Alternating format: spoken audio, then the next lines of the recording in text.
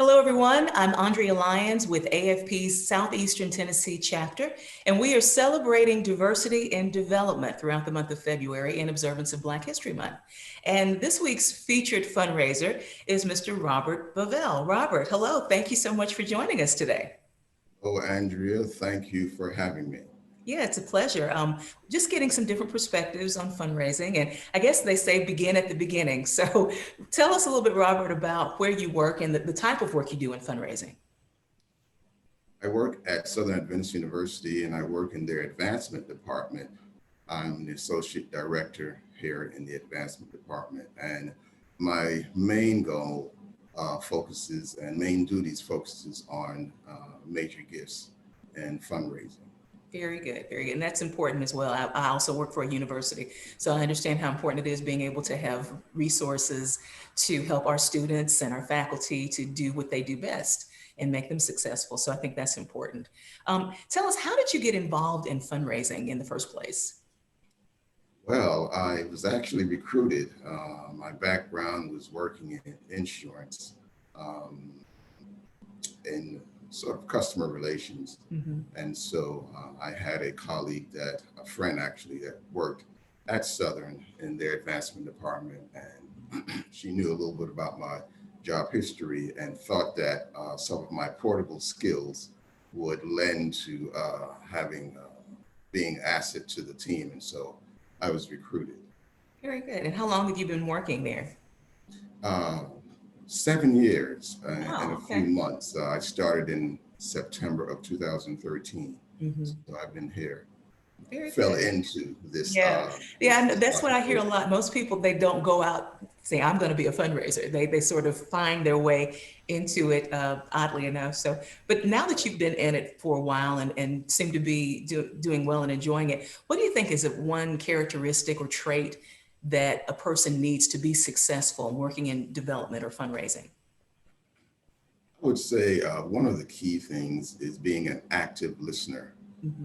One of the it's critical that as you are communicating with, internal and external partners, ambassadors, anyone that wants to advance the mission of your organization, that you be an active listener in hearing, understanding, and then implementing what has been spoken about, or what has been agreed on, or what the strategy is. And so I would say that that's a key component. I think I would tend to agree. Being able to hear what the other person or the donor has in mind and what their intent is very important. As you look back over your career in development, what one accomplishment are you most proud of that you can share with us?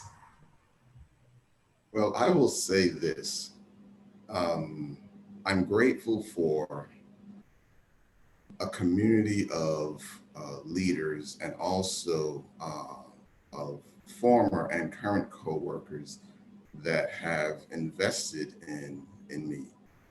Oftentimes, um, we, I would say, don't really take into account how both all of your experiences, how they lend to your current situation, your current job. And so any experiences you've had, both negative and positive, allow for learning and for growth, and for you to then excel or flourish or thrive in your current situation. So I'm grateful for all of those individuals who have poured into me, both knowingly and unknowingly.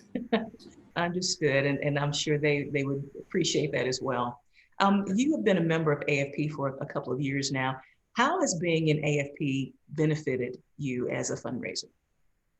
Well, it's a communal learning network, Mhm. and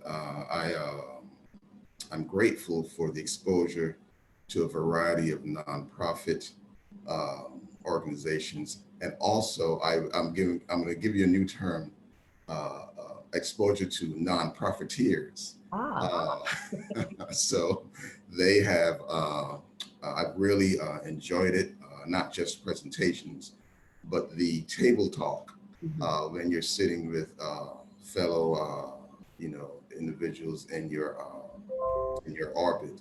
I appreciate all of that. Very good. And as we close up, Robert, if someone is starting out in fundraising and they're needing a little bit of encouragement, what words of wisdom would you impart to that person who's brand new to the profession? Well, as they enter this this culture of philanthropy, I would say pursue knowledge, but embrace humility. It's critical that they do both because you'll need both. Uh, and always remember that any accomplishments and success is achieved because of a team and others. Team, the acronym is together, everyone achieves more. And so I would say that to keep that in mind. Very good. Words to live by.